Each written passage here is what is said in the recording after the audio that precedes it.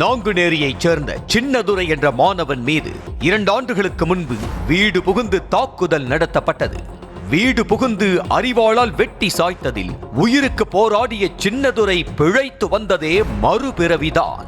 தாக்குதலுக்கு காரணம் குறித்து விசாரித்த போது மாணவன் நன்றாக படித்து நல்ல மதிப்பெண் வாங்கியது பொறுக்க முடியாமல் சாதி வெறி பிடித்த இளைஞர்கள் கொடூர நிகழ்வை நடத்தியிருந்தது தெரிய வந்தது.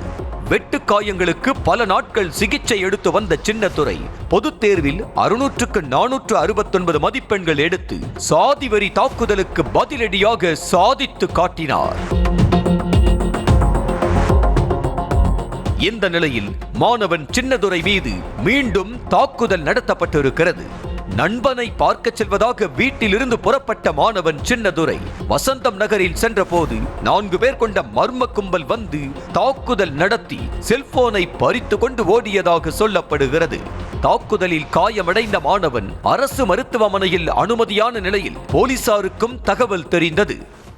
விசாரிக்கும் போது என்ன தெரிய வருதுன்னா, இவர் இந்த சமூக வலைதளங்களில் ஒரு தெரிஞ்ச நண்பர் அப்படின்னு சொல்லி ஃபோன் பண்ணி கூப்பிட்டுருக்காங்க. இவரை கூப்பிட்டு இந்த மாதிரி அவரோட ஃப்ரெண்டு தான் நினச்சி போய் பார்த்துருக்காரு.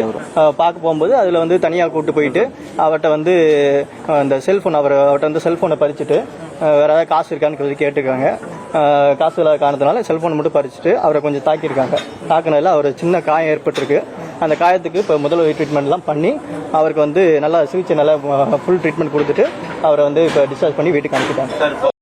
காவல்துறை நடத்திய முதற்கட்ட விசாரணையில் இன்ஸ்டாகிராமில் பேசி பழகிய பழைய நண்பன் ஒருவன் தான் சின்னதுரையை பத்திரிகை கொடுக்க வேண்டும் என கூறி வசந்தம் நகருக்கு அழைத்ததாக சொல்லப்படுகிறது.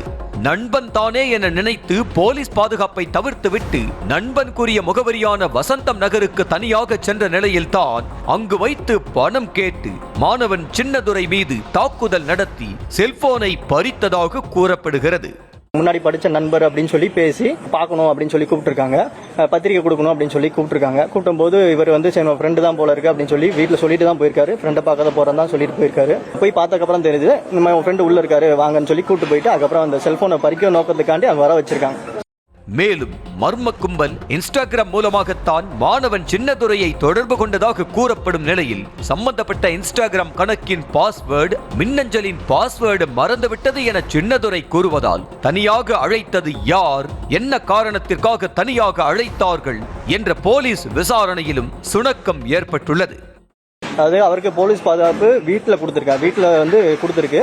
அவர் வந்து நான் என் ஃப்ரெண்டை பார்க்க போகிறேன், நான் அவராக தன்னிச்சா தான் போயிருக்காரு. போலீஸ் பாதுகாப்பு வந்து நம்ம எங்கே போறீங்கன்னு எப்போ கேட்பாங்க. போலீஸ் கேட்டிருக்காங்க, நீங்கள் எங்கே போறீங்க தகவல் சொல்லிட்டு போங்க. இல்லை என் ஃப்ரெண்டை தான் பார்க்க போகிறேன் அப்படின்னு சொல்லிட்டு அவர்கிட்ட போலீஸ்டையும் சொல்லியிருக்காரு, அம்மாட்டையும் சொல்லி நான் போயிட்டு வந்துடுறேன்னு சொல்லிட்டு தான் போயிட்டு வந்துருக்கேன். மேலும் தாக்குதல் நடந்த இடம் என்பது இரவு நேரங்களில் திருநங்கைகள் அதிகம் புழங்கும் இடம் என்பதால் பணம் பறிக்கும் நோக்கத்துடன் மாணவன் சின்னதுரை வசந்தம் நகருக்கு வரவழைக்கப்பட்டாரா அல்லது தாக்குதல் நடத்தும் சதித்திட்டத்துடன் வரவழைக்கப்பட்டாரா என்பதிலும் சந்தேகம் எழுந்திருக்கிறது. ஆகையால் சந்தேகத்தின் அடிப்படையில் சில திருநங்கைகளிடம் காவல்துறை ரகசிய விசாரணை நடத்தி வருவதாக தகவலும் கிடைத்திருக்கிறது. மருத்துவமனையில் சிகிச்சைக்கு அனுமதியான சின்னதுரை போலீசை பார்த்ததும் தப்பித்து ஓட முயற்சித்ததாக ஒரு தகவலும் வெளியான நிலையில் அதற்கான பின்னணி என்ன என்பதும் மர்மமாகத்தான் நீடிக்கிறது.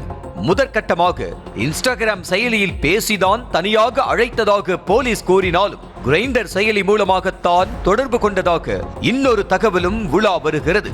கிரைண்டர் செயலி ஓரின சேர்க்கையாளர்கள் பயன்படுத்தும் செயலி என கூறப்படும் நிலையில் அந்த தகவலின் உண்மைத்தன்மை குறித்தும் காவல்துறை ஆராய்ந்து வருகிறது. மாணவன் சின்னதுரை செல்போனின் கால் ரெக்கார்டையும் ஆராய்ந்தும் தீவிரமாக விசாரணை நடத்தப்பட்டு வருகிறது.